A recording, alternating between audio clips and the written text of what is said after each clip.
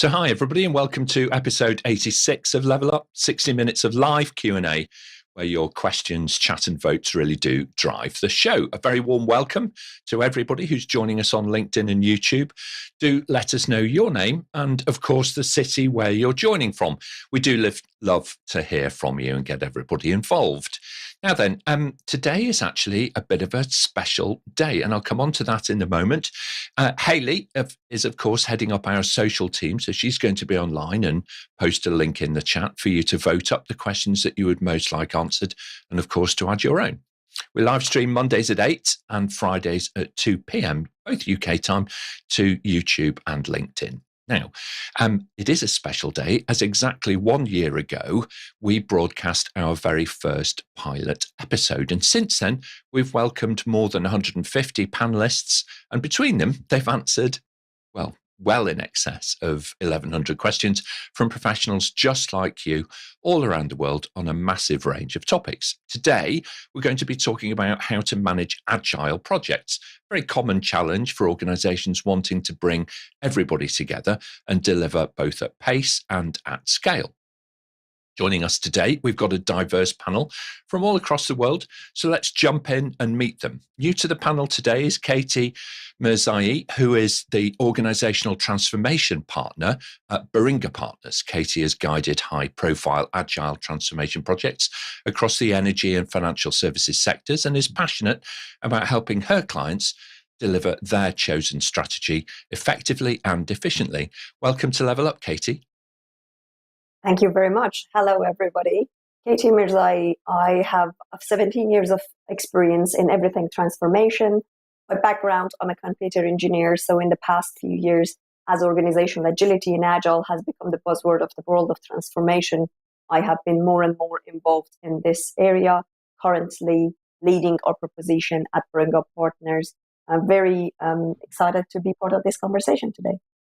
Thanks, Nick. Excellent. Okay, well, welcome, Katy. It's great to have you on board. Dianne Rampadarath is Assistant Director, Public Service of the Republic of Trinidad and Tobago. Dianne has a passion for sustainable rural development and has worked on a wide range of initiatives delivering green energy to rural communities. Welcome back to the panel, Dianne. Lovely to see you. Thanks very much, Nick. Always a pleasure to be here on Level Up. And I look forward to very interesting questions and to contributing to the discussions on Agile Project Management.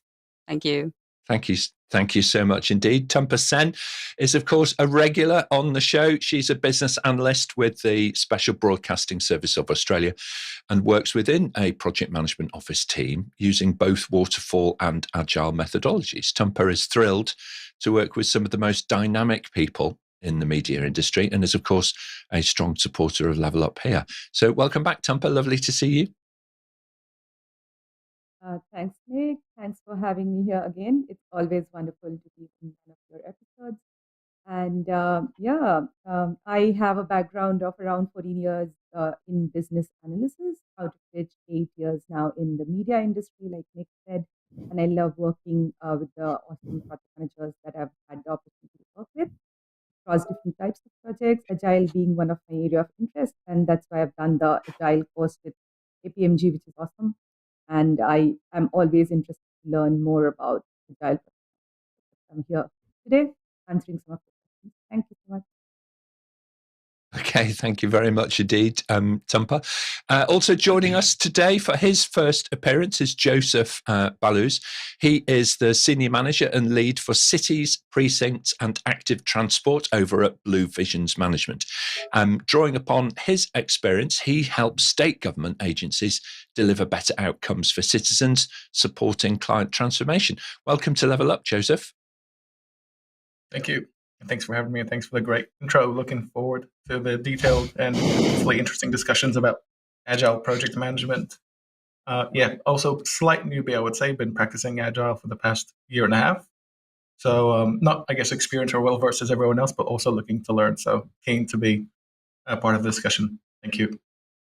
Okay, excellent. Thank you so much. And completing our panel, at least in front of the cameras today, is Nandhakumar Swaminathan. He is, of course, project director with a software engineering background who's worked across technical domains for his clients. A self-confessed lifelong learner, I think it's fair to say, Nandhakumar. He's, again, a long-term supporter of Level Up. So welcome back to the panel. Nandhakumar, great to see you. Very good morning, Nandhakumar Swaminathan from Chennai, India. Thanks again to APMG for inviting me again. Looking forward to a great session. And last but not the least, a happy Independence Day to all the Indians across the globe. Absolutely right. It's a fantastic day to be celebrating. Well, Level Up's only one, whereas India, is it 75 years? No, 75 years of 75th year of independence. Fantastic, absolutely marvellous. And every best wish and celebration to everybody in India, no matter which city you're in. I imagine it's going to be a lively celebration. And completing our panel today is our question master, without whom we would be lost, of course, and that is Suchitra Jacob. She's joining us from Bangalore, right at the heart of the high-tech industry of India, and I'm sure on a bit of a mission to help the Indian economy grow even faster and even further and even better than before. So welcome back, Suchitra. Lovely to see you. Thank you, Nick. Hi, everyone. Great to be back again. Again, as we celebrate our first anniversary of Level Up, it's great to be back on another show. Okay, we couldn't have picked a more auspicious day for it, really, could we? So very good indeed. Well, it's brilliant as well to see everybody online. Don't forget, you can put in your questions directly to the panel. Just type them into the chat and Hayley and the team will pick them up from there. So very good. Let's jump straight into it then, if we can. Suchitra, let's have our first question, please. Our first question is from Theo, who asks, how do you manage a business case in an agile project? All right. How do you manage a business case in an agile project environment? Katy, start us off on this one. Then, great question.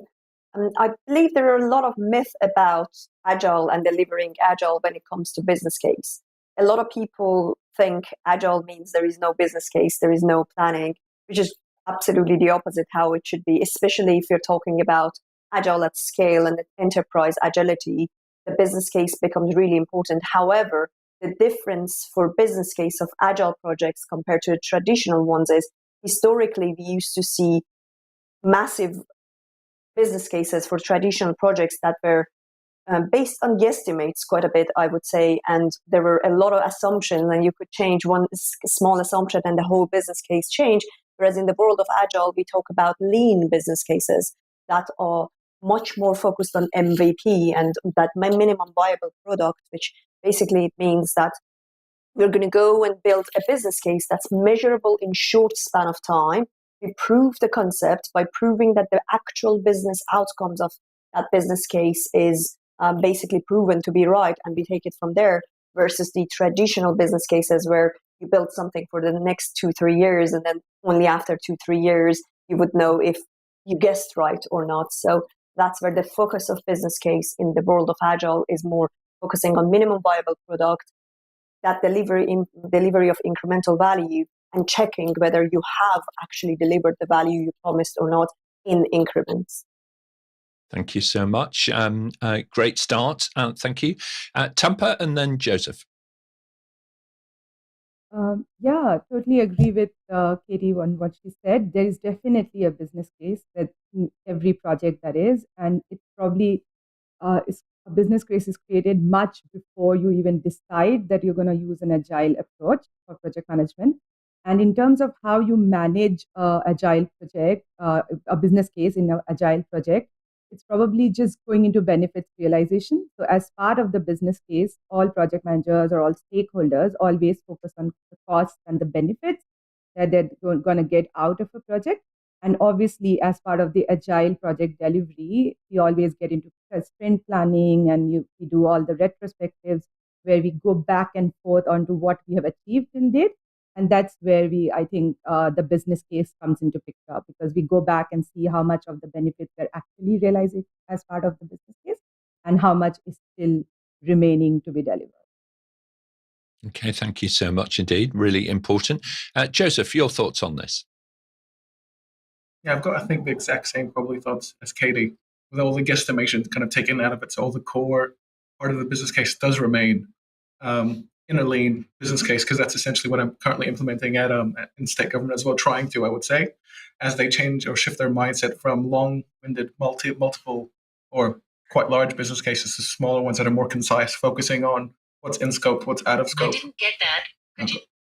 And the kind of the focusing on how it will be measured, the success of that MVP, and it's really focusing on which team will be delivering it versus and how we're going to be pulling that from the backlog through to implementation. So that's really the key focus for us. The guesstimation and really all the months and months analyzing on what potentials could be are taken out of it, and you're focused on essentially, if you could get it down to 1 or 2 pages, but I know that sometimes they do get a bit longer for, I guess, more complicated projects. You're focusing really on the minimum viable product and whether you actually go and persevere or you consider it done at that point. Thanks so much, Joseph. And Dianne, your thoughts?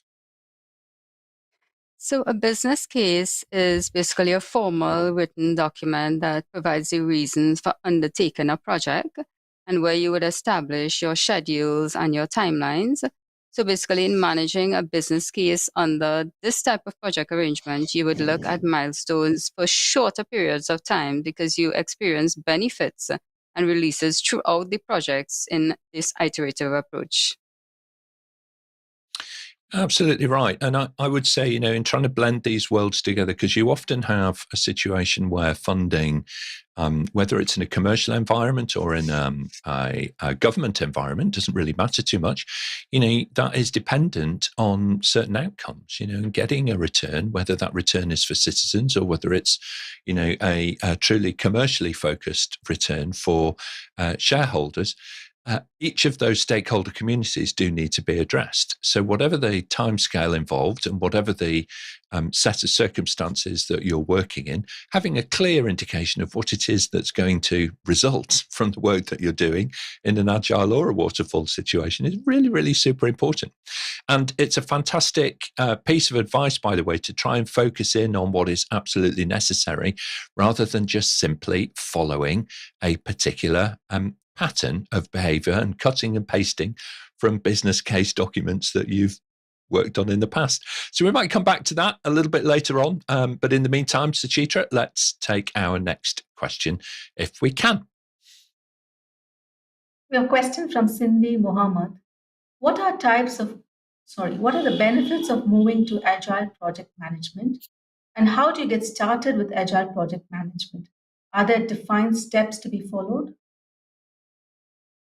Okay, Dianne, start us off and then we'll hear from Nandhakumar. Okay, so this question is twofold. So I'll approach the first one. What are the benefits of moving to Agile Project Management? So in an Agile environment, it's basically a faster pace. Things are done at a quicker period of time.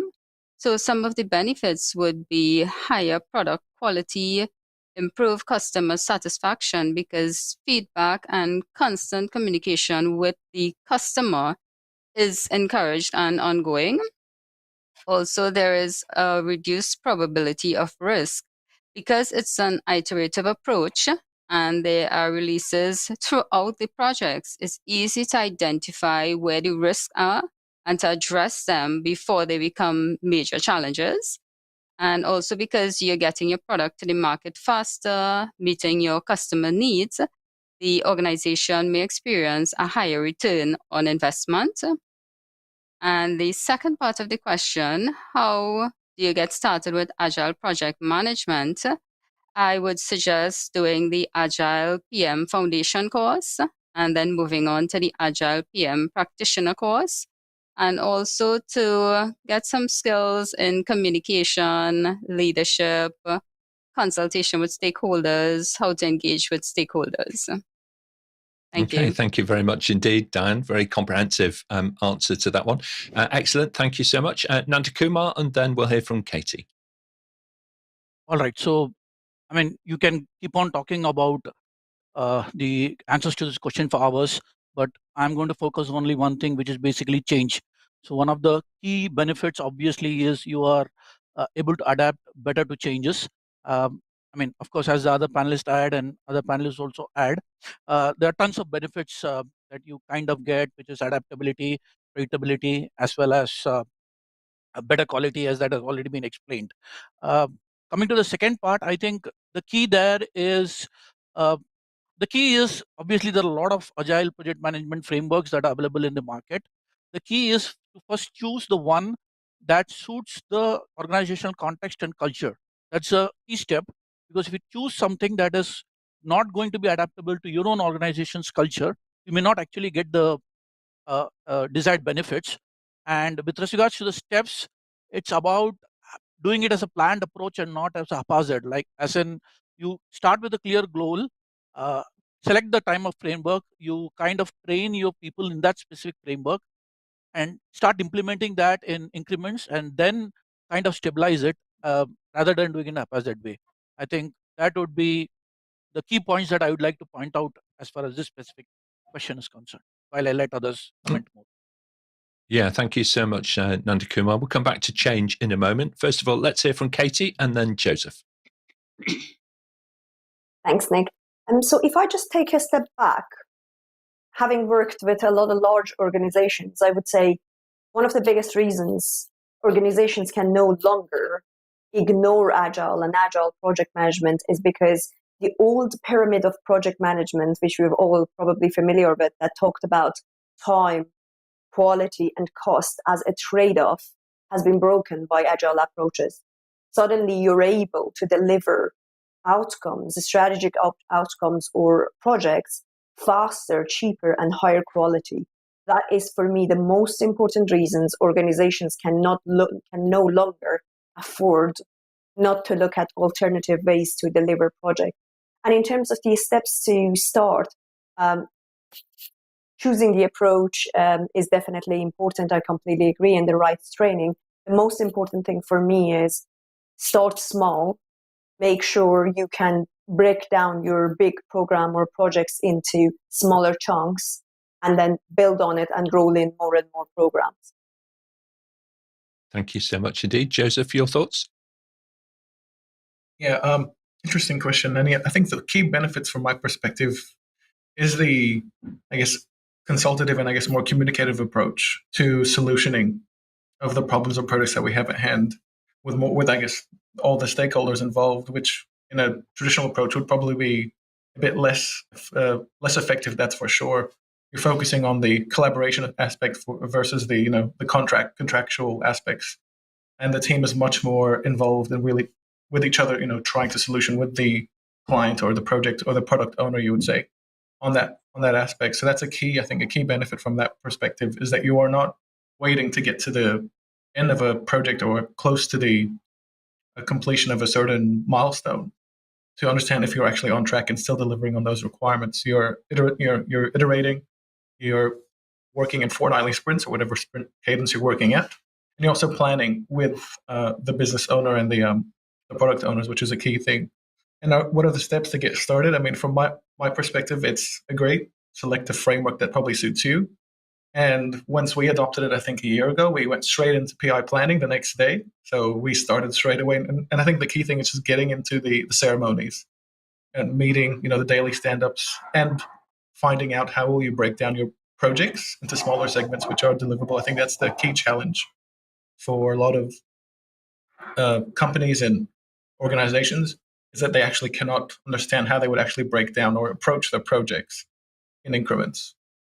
And it really is very closely suited to the work breakdown structure of classic projects. It's not much different. It's a matter of the mindset and how you tackle that approach on a quarterly basis and then fortnightly sprint planning.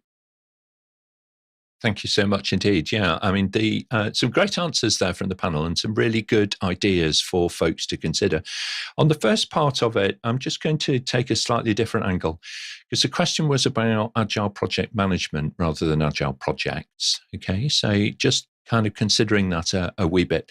I think there is actually My experience of all of this is that there's actually a huge amount of overlap between those folks who have been working in more traditional waterfall environments and actually taking an agile approach. There's a huge amount of synergy between these two ways of doing it. It's not one versus the other so much. It's more a continuum, and what degree of agility is required and what environment that you're working in, and so on and so on. So it's just something to consider.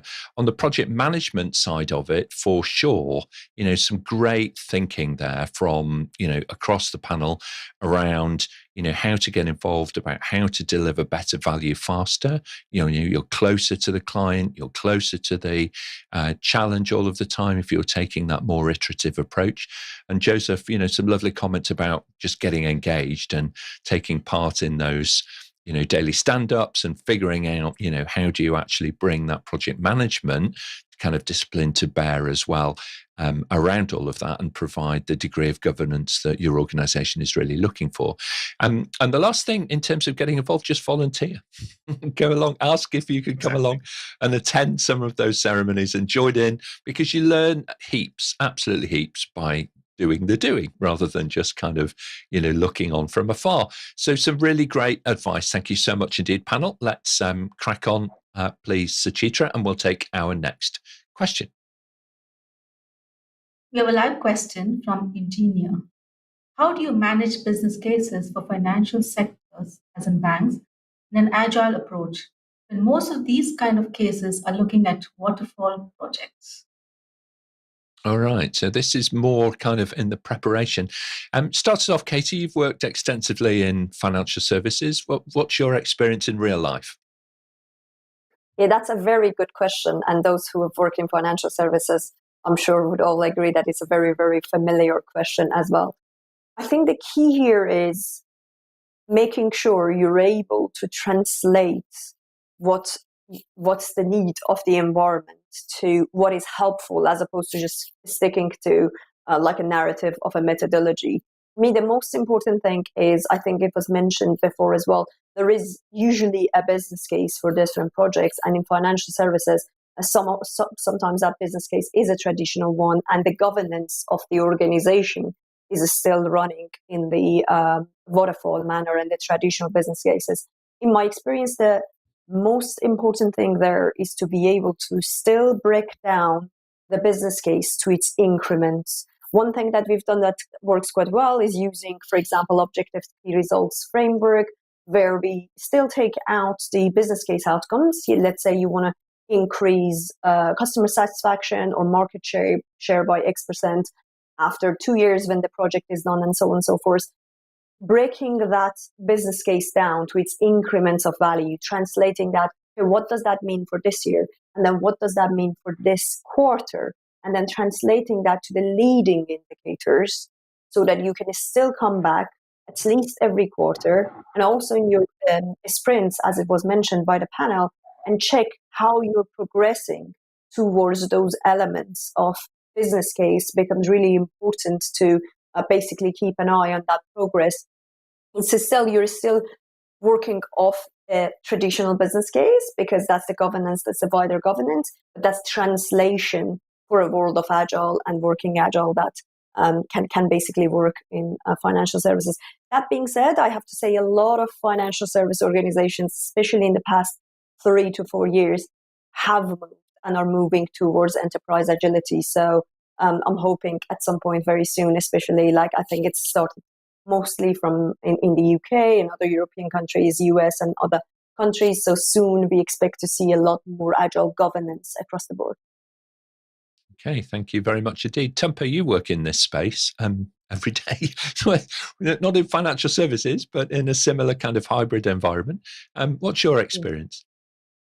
Yeah, exactly. That's what I was trying to say. It's a very orthodox mindset. Most of these, banks and obviously big organizations, any of the media companies, they have a resistance towards moving into agile. And the business cases are usually, created at probably the beginning of the financial year. And there is this resistance that we will probably not be able, agile is probably not the best approach. But the way we have dealt with it is, to create big chunks of work and present it to the business as a deliverable that they will be able to see at the end of every sprint. And it kind of builds a confidence with the stakeholders that, yes, if we start giving Agile a chance, it really works. And, once people start getting deliverables in probably increments of 3 months or 6 months, and they start seeing a product actually in action, they get more and more adapted to it. And also, I think there is a little bit of a change in mindset in people's mind, where the business case is also becoming a living document, like any other document in a project management world. So we have this way where we go back to the business case. We do have a set of business or benefits or that we have agreed at the beginning of the project, but when we start using an agile approach, we keep adding to it, and that kind of builds the user the confidence in business and the stakeholders. And I think that has worked for us, and I'm sure it will work in any sector, whether it's finance or bank. Yeah, really good. Thank you so much, Tumpa. Thank you, Katy. Just one thought for everybody is that often, when we're working with organizations who are highly regulated, there is a degree of latency from the regulatory authority that is important to deliver kind of global governance, if you like, or governance on the macro scale might be a better way of putting it. So whether you're working in life sciences, in healthcare, financial services, whether it's capital markets or retail banking, there are constraints and there are frameworks within which everybody needs to operate. So from that point of view, what I see is trying to manage that latency to get good governance happening day to day and deliver outcomes that are predictable, dependable, and so on, and avoid some of the excesses that we've seen in the past, combined with a requirement for organizations to be agile and to be able to take advantage of the opportunities that are presented, and quite frankly, to be able to innovate in real time as well. So if you're working in that space, my hat is off to you, okay? Because it's not the easiest space to work in at all, but great opportunities do lie ahead. Very good. Thank you so much indeed, panel, for your thoughts on that. So let's take our next question if we can, Suchitra. We have another live question from Mua Romeo. What steps can be taken to respond to change in an agile project approach? Okay, what steps can be taken to respond to change in an agile project approach? This time, why don't we hear from Dianne first, and then we'll come back to Katy. Thanks, Nick. So some of these things that I can suggest is taking a more collaborative, communicative approach. So in Agile, we have a lot more interaction with our customers. We have smaller teams. So I would suggest having a lot more collaboration, have negotiation skills, facilitate discussions with stakeholders. Thank you so much. Katy, what are your thoughts about, helping to flex and deal with change? I guess Agile's actually in a pretty good position to help to deal with that. Yeah, absolutely, Nick. And I would say, if anything, I would first focus on, again, another myth of Agile where people think Agile means stakeholders can change their mind every day. I would actually say Agile is quite flexible, but one very important point is the productivity of the team can be quite impacted by jumping from one thing to another. So if anything, I would say managing change in the world of Agile is to make sure stakeholders and everyone understands Agile doesn't mean you can change your mind about priorities every other day. There are, of course, key points in the ceremonies where we do prioritization and we can go through reprioritizing a backlog. However, it's really important in terms of managing change to make sure that we have these conversations at the right points. Now, in smaller Scrum teams, that could happen in the sprint planning, it's sprint by sprint. In bigger enterprise Agile programs and scaled Agile, I would say that quarterly rhythm of looking at priorities is the most optimum to make sure we get the best predictability and productivity out of the team by making sure that they're not jumping from one thing to another. So exactly to your point, Nick, I would say in Agile projects, the most important thing about managing change is to make sure that too frequent change doesn't come at expense of team's productivity. Absolutely. Really, really important. Nandhakumar? Yeah, so when it comes to Agile, it's not about responding to change, it's about welcoming change. I think that's the key from one of the Agile manifestos, wherein the principle of adapting to change, I wouldn't use the word responding, it's more about adapting and welcoming, because that's the core of any Agile project management framework that you choose. For example, if you take Scrum, for example, some of the steps that is taken there, obviously you have multiple sprints, and the common, as other panelists also mentioned, it's not that you keep changing on a daily basis, but it's more about having a certain time box and making sure that before you start off the time box, you have sufficient flexibility to change or make any changes to any parameter like scope, quality, etc., etc. But that once decided, you kind of keep it constant for that specific time box so that you're still focused. Otherwise, it's like too random a change every day is not going to lead you anywhere. So time boxing, adaptability, and kind of planning at a micro level are some of the steps that are very core in Agile project framework. And as again, I would repeat, it's not about responding; it's about welcoming and adapting to change. That's the key that you get Thank you. from moving from traditional frameworks to Agile kind of framework. Thank you so much. And Joseph, final thoughts on this one? Yeah, I think I agree with the panelists as well, as they inspect and adapt approach to change, but also highlighting, as in every methodology, including Agile and Waterfall, what is the change control process? Because each one will vary across projects in each framework that is adopted. And understanding that, because yes, you are not constantly changing throughout the project lifecycle. That's not the purpose, because that does have quite large impacts. It's a matter of understanding how you would deal with it and actually setting a framework to respond to it throughout. And that would be by including that person who's the product owner or the business owner or the client. We would just call them for simplicity's sake.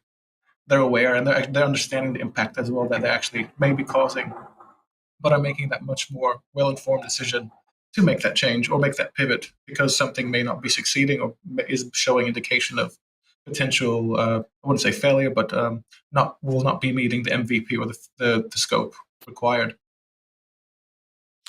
Yeah, thank you very much indeed. One thing that I would suggest is, work with some folks who are actually really expert in the change area, because you need that expertise within the teams, whether it's in an agile environment or any project, quite frankly. Helping people embrace change and adapt to change and adopt the outcomes of projects. Benefits are not realized at the point of the deliverable. Benefits are realized over time, post-deliverable. So whether your minimum viable product is delivered on a Monday, your benefit isn't realized immediately. It's realized over time. Mm-hmm. So you need people to come with you, and you need people to adapt their ways of working around the project deliverables.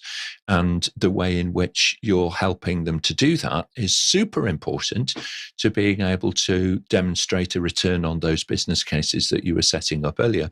So engage with some change management expertise, I would say. All right. There's a whole variety of people out there who dedicate their time, principally to this, and augment your team with those skills. But what a brilliant question, Mabur. So thank you so much indeed for submitting it. Brilliant question. Suchitra, I can see we've got other questions as well stacking up. So let's take our next one, please. Your question from L. Aside from using an agile capital A project management approach, are there other ways we can make our teams and projects more agile with a small a? Well, what an interesting question. So we've got, quite a range of thinking. Why don't we go this time, Joseph? Why don't you start us off this time? Okay. Yeah, I think there are, aspects of Agile which you can, for Agile project management, that you can probably adopt in a more of a transitional or, smaller scale. And then that would be, from my perspective, the ceremonies and who's included within that planning, or in your governance. I would say probably at a broad level, because that frequency in meeting for a short 15-minute burst is something that, for me, previously in I would call my waterfall days, made sense. Wish we actually did that as well, to really be having those conversations and to be understanding what is actually occurring on a daily, on the projects rather than getting a monthly report or monthly PCGs, which is very very odd approach I find now to be managing projects. So I think that would be a key thing for me, is just really communicating more, because a breakdown of communication also leads to I guess failure of projects in many other senses. So that's an easy win I think that you could probably add to the way you manage your projects to currently. Thank you. And Katy? Thanks, Nick. Great question. In fact, operational agility and using principles of Agile outside project management is one of the hottest topics in various different industries today, especially those who have kind of like applied Agile in the projects are now trying to have the benefits and learnings applied outside. So whether it's operational teams, whether it's product development teams, for example, marketing can absolutely use the same principles, but also contact centers. We've seen again and again the principles of Agile being used. I guess the most important factor to consider is there are some toolkits and tools, like, for example, daily huddles, visual management, that's absolutely applicable across the board, whether it's contact center, operations, back office, or projects. And there are some tools that we've translated to their equivalent from project management. So you might not be using the exact same tool or the exact same ceremony. However, they've been translated to suit the world of operations or contact center or back office, as I mentioned. So yeah, absolutely. It's a very, very hot topic in the market. Thank you so much. And Tumpa, your thoughts, please? I think I would add on from an operations perspective, a company which probably doesn't want to follow an agile project management approach for bigger projects, they can also use, probably, for example, I'll give an example of implementation of a tool. For example, a company decides that they're going to ask all the users to start using WebEx or Teams as a tool. In this remote working world, in the last 2 years of pandemic, we've seen that everyone is getting so good at adapting to change. Even that's agile, that's being agile, because you have, users or stakeholders in the company, employees who've been working for 30 years in a certain way. But when you're asking them to change or adapt to a new way of working, that's also becoming agile. So you don't really necessarily go into project management or an agile way of working, but you are implementing the agile principles in some way or the other. And similar to that, I think, like Katy mentioned, the contact centers or the customer service departments, or all of the other operations department, the help desk, they are basically on a day-to-day basis, they are adapting to change. They are responding quickly to questions that come up, as part of any BAU that's going on. But there are changes that they respond to. Then they are getting adapted to changes. That's also being agile. So I think those are small things that we can do and become agile in a company level. Absolutely. Thank you very much indeed. Really practical ideas there. Dianne, your thoughts on this?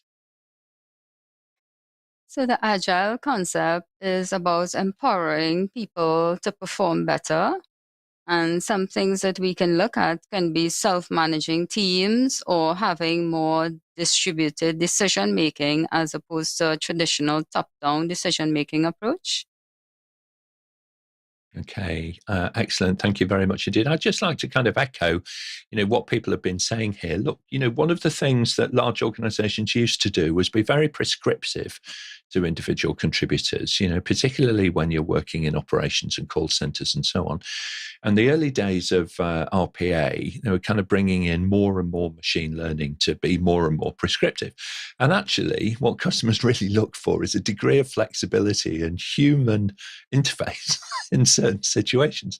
So with there, you can move away from work instructions and move more to a framework environment, encourage those self-managing teams, the small self-managing teams, and provide a level of governance which is commensurate with the level of operational and reputational risk that your particular service in the market, presents. So it's a really good thing to do. Overall, organizations can mature far faster, I think, sometimes than we as managers might imagine, if you trust people and you elevate them up and give them a little bit of headroom to be able to do that. Now, if you're watching us online, it would be great to fit in a couple more live questions before we wrap up the show in about 20 minutes' time. So if you're thinking about it, then now's the time to do it. Just jump into the chat and type your question in for the panel so that Hayley can pick it up and bring it into the show. In the meantime, Suchitra, let's take our next question if we can. We have a question from Paul. Our team has struggled with the amount of feedback received on Agile projects. Do you have any guidance for how to prioritize feedback for action? Well, there's such a range of tools and techniques and methods and coping mechanisms, I would say, available to everybody now for, managing input and feedback and guidance from stakeholder communities and colleagues that you're working with as well. There's an absolute plethora of them out there to choose from. Just go online and that will really help you for sure. One of the things that I do think is very important, and the panel mentioned it a little bit earlier, so I might ask them to kind of comment on this just momentarily, is keeping up the level of communication and engagement with the stakeholder community. That frequency of engagement is super important, and it's a vital link between the project team itself and the owner community, if you like, of the outcomes of the project that you need to maintain throughout the project lifecycle. If you don't have that constant communication, then be prepared for some surprise, to happen along the way. And surprises are much more difficult to manage than predicted feedback. So, Dianne, you work in this kind of space where you have, quite a large projects to be able to roll out and get feedback from quite complex stakeholder communities. What's your experience on this? So I would like to say that with Agile, we look at an iterative approach, and throughout the project cycle, there are benefits at different points of the project cycle. So maybe in terms of prioritizing feedback, what you can do is align the feedback with the milestones at the different points in the project, so that whichever milestone comes first, maybe those you can provide feedback on. Thank you so much indeed, Katy, and then Tumpa. Great question, and it's a very, very typical challenge, I'd say. I would say systemically, to solve this challenge, we need to look at the organization's governance and where change is managed, and basically ensure that there are mechanisms built into the entire system for people to basically provide their feedback on a frequent basis. However, I do understand in reality of the world, sometimes Agile project managers are just dealing with this, and there is no umbrella mechanism in those cases, for which I would say education becomes a very, very important factor. My recommendation would be to build times and mechanism to capture that feedback, for example, as part of your retrospect, or like inviting the stakeholder to your sprint planning so that they see your backlog, and just educate them and get them to the habit of knowing that there are certain points in the project that they are able to provide feedback, also inputs into your prioritization, and they will be invited, as opposed to the feedback coming at different points. Very similar to the other question we talked about around like responding to change. I think the most important thing is get them into the habit of there are very specific certain points in the cycle where they will be invited to provide that feedback. Yeah, super important. Really great advice there. Tumpa, and then Joseph. I think it's obviously most important for the business analysts or the product owners to be in continuous touch with the users. So, for example, if there's a sprint going on and it's already gone into the development cycle, there is no harm in going for the product owners and the BAs to go back to the backlog and start the conversations for the next sprint early in the process, rather than waiting up to the retrospective or towards the end of the sprint for the next the discussion of requirements, or going through the feedback for the current sprint. Because usually you will get a lot of feedback in the process, and it is always good to start prioritizing the backlog and restructure it at every sprint. So that helps, and it's obviously also good. Like, for example, we've talked about the business case so many times today.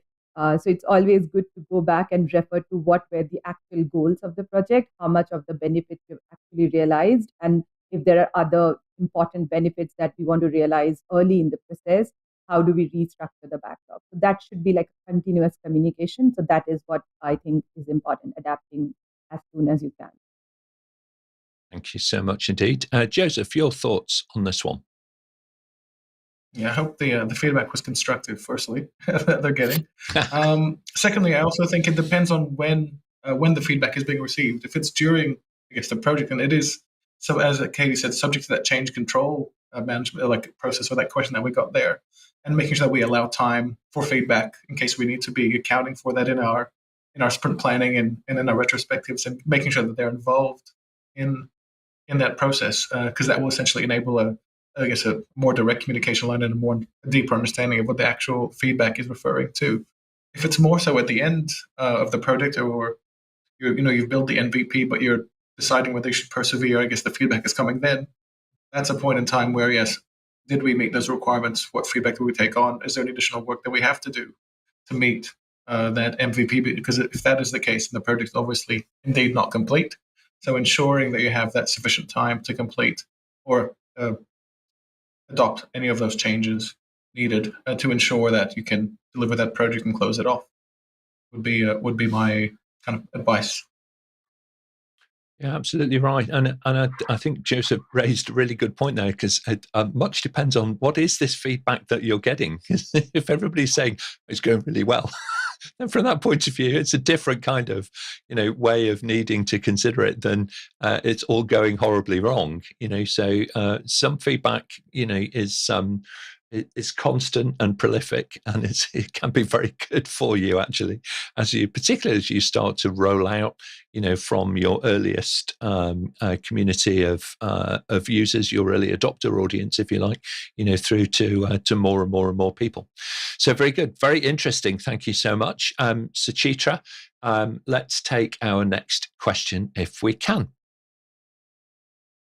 We have a live question from Abhishek. Can you discuss about Agile at scale frameworks? Okay, so scaled agile frameworks then. Now then, this is a specific area, so it might not be in everybody's direct experience list. Katy, I do know that you've done quite a lot of work with this. What are your thoughts, first of all, and then we'll hear from Joseph? Sure. Great question. So firstly, since the question talk about different frameworks, as we all know, there are different frameworks for Agile at scale, and probably one of the most famous ones is SAFe, which is the scaled Agile framework. We also have a Scrum at scale, larger scale Scrum, which is like famous for less, Nexus, disciplined Agile, Enterprise, Kanban. So for me, the most important thing to consider is that the framework is just a mean to an end, and it's important for you to know the pros and cons of each framework. But I am personally much more fan of bringing together the best elements of this of different frameworks and make something that's right for your organization and for your situations. For example, I think SAFe, or a scaled agile framework, has become one of the most famous methodologies in the market. It's got some real beneficial elements. For example, I think Joseph mentioned about PI planning, program increment planning, which is the quarterly big room planning where people come together. Very beneficial and useful elements of SAFe. But at the same time, I've seen elements of SAFe, especially in lean portfolio management, that might not be necessarily applicable to regulated industries or financial services, energy sectors, or different situations or different maturity journeys that different organizations are going through. So I would say, while there are definitely benefits to be realized from scaled agile frameworks and agile at scale frameworks, it's really important for you to go after those elements that work best for you. And also, very importantly, it's important to know, if you need agile at scale, it's mostly if you want to turn your organization to an enterprise agile organization. If you're only going to turn one project to agile, then there are easier, simpler, basically, ways to implement agile. Enterprise agility, or like agile at scale, can become a bit too complicated if you're only working on one project. Okay, thank you so much. Joseph, please. Yeah, great question, and agree with what Katy mentioned regarding the scalability, as it says in the title.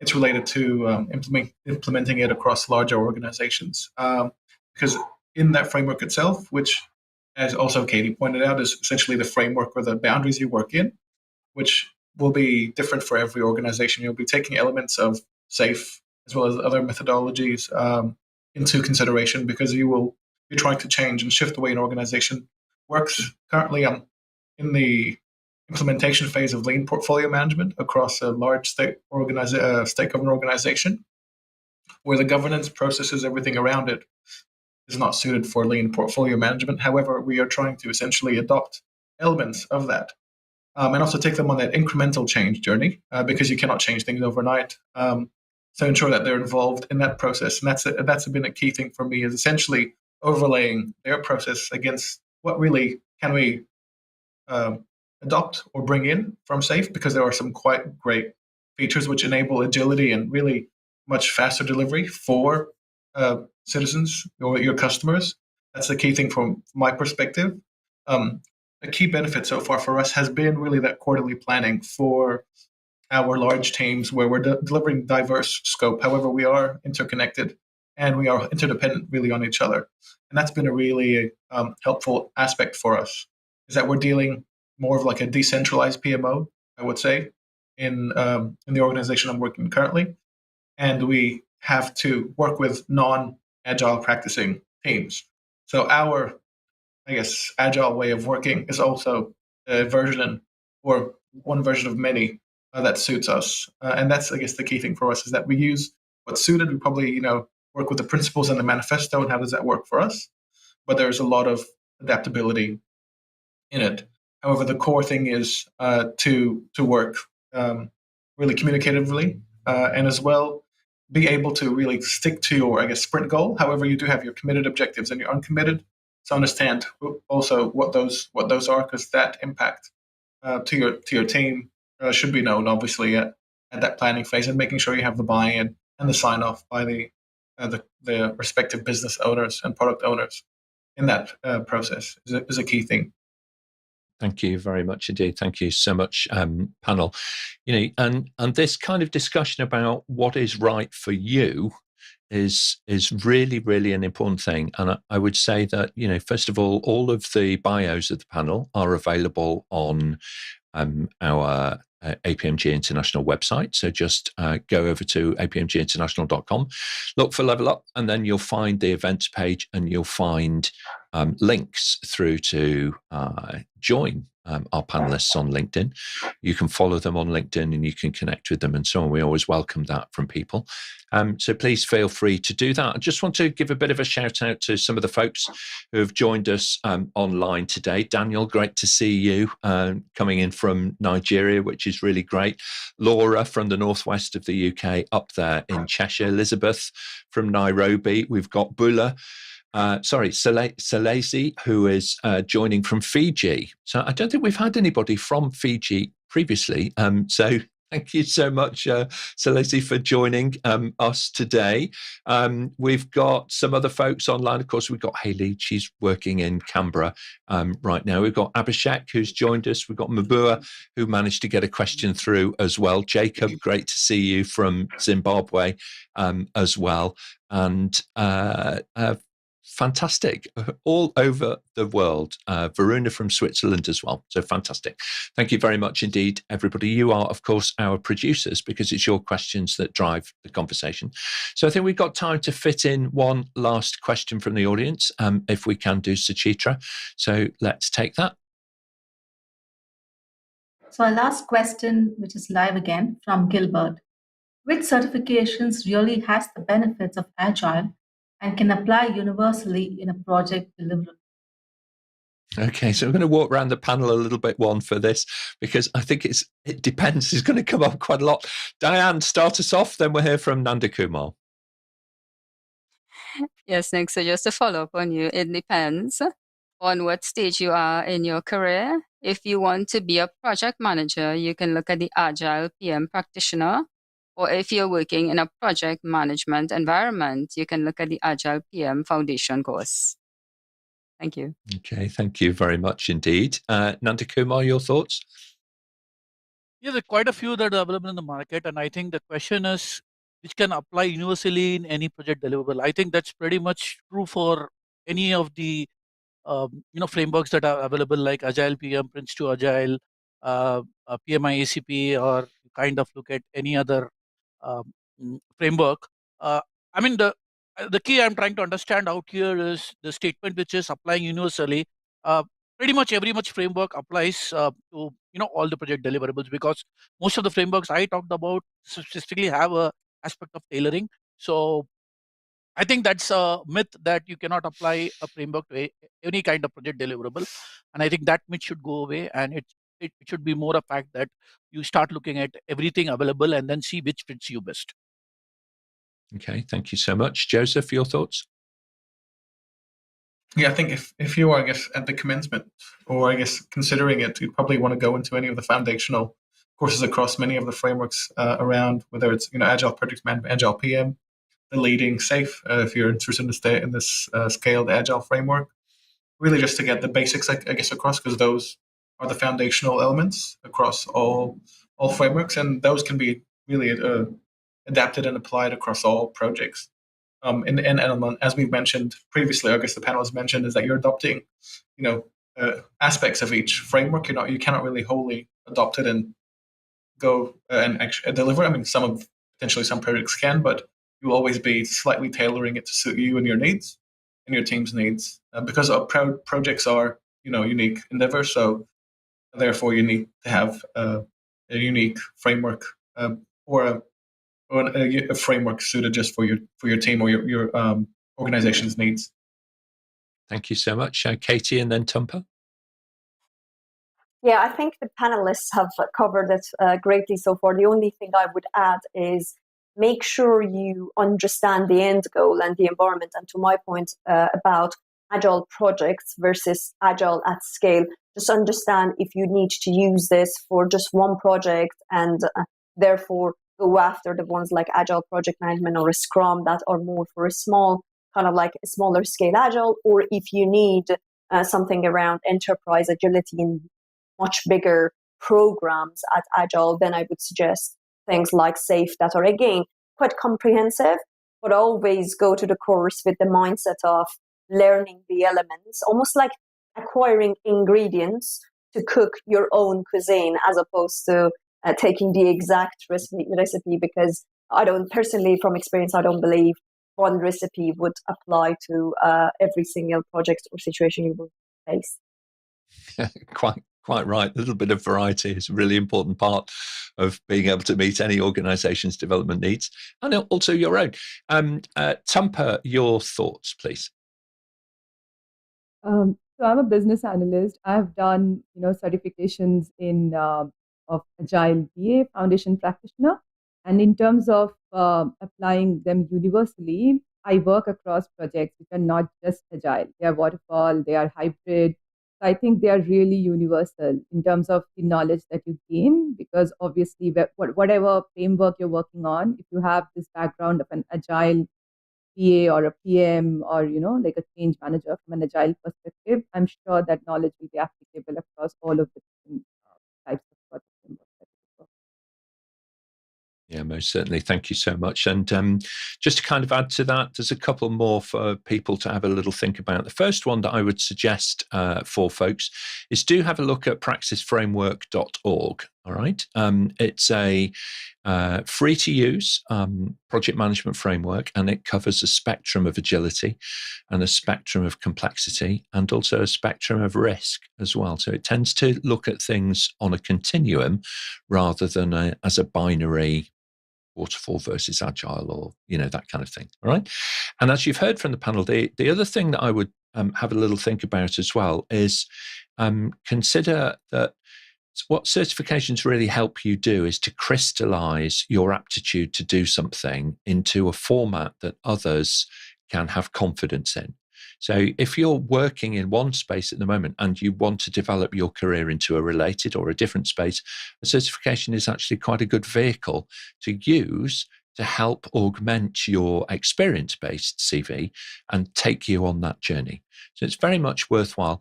But I do think, as you've heard, I think the experience is that you need to be selective and by all means take time to consider what is the right route for you and for your organization. Well, look, we kind of run out of time, so we're going to have to be quick. So let's get our final thoughts from the panel. So Tumpa, if I may, I'll come to you first and then Katy.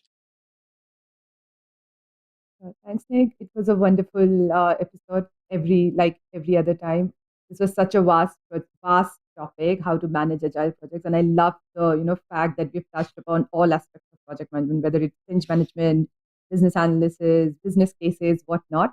And I think 1 hour is never enough for going through such a vast topic. But yeah, I had a lovely time. Thank you. Thanks to all the panelists. Thank you so much, Katy, and then Nandhakumar. Thank you. Great conversation. Thank you so much for everyone. Thank you for your great questions. If you have any other questions, as Nick mentioned, my profile is on the page. Very happy to take up any other questions offline. All right. Okay. Thank you so much indeed. Nandhakumar and then Joseph. Yeah, I mean, again, a very great session. And I think compared to the other sessions, there were a lot of live questions this time, which kept the session quite interactive. And looking forward to more such good sessions. Yeah. Have a nice day, everybody. Okay, thanks very much indeed, Nandhakumar. It has been a little while since you were last with us. Joseph and then Dianne. Yeah, right. Thank you for the chat, everyone. It was a great discussion. I think for closing comments for me is that if you're considering Agile projects, I guess have the end goal in mind. What are you trying to achieve from it? And also, if you are looking for any certifications, know that you will not be probably adopting it in its entirety. You'll be using elements of it. So just, I guess, set the expectations as well. Make sure that the team is ready. I'm happy to have a chat with anyone who's interested as well, because it's been a journey, and I think I'll be on this journey as well for a while in this Agile project management approach, because it will be the future, I think, for a lot of projects, and they'll be transitioning into it as well. Absolutely. Thank you so much, Dianne, and then Suchitra. Very interesting questions indeed. And thank you very much, Nick and APMG International, for the opportunity to appear on this panel and to contribute to the topic of Agile. It was also a pleasure to meet my fellow panelists and to learn from them. So thank you very much. Okay, thank you so much. And Suchitra, your closing remarks. It's been a great show, and thank you to our panelists and our viewers. And we've completed 1 year of Level Up, so a big thank you to everyone who's contributed to the success. Yeah, absolutely. Quite a milestone to reach. Kind of snuck up on us a little bit, actually, over the weekend. Just realised it. So very good. Thank you so much on behalf of everybody. Brilliant questions today from everybody online. We had pretty much all the continents of the world represented, just about. So thank you so much for joining us, and thank you on behalf of the audience panel for your contributions today. Great job. On our website, of course, you can search for the answers to over 1,400 questions. It's a comprehensive free resource connecting you with more than 140 experts from all over the world in different disciplines. Don't forget that you can listen to the audio versions of the shows on your preferred podcast platform. Now then, this Friday on the 19th, we're going to focus on cyber as we figure out how to become a NIST cybersecurity professional before turning our attention to building a culture of inclusivity on Monday, the 22nd. Subscribe to the show and we'll send you a personal summary of what's coming up and how you too can join us here on the panel and, of course, level up your career with APMG. Thanks very much, everybody. We'll see you next time.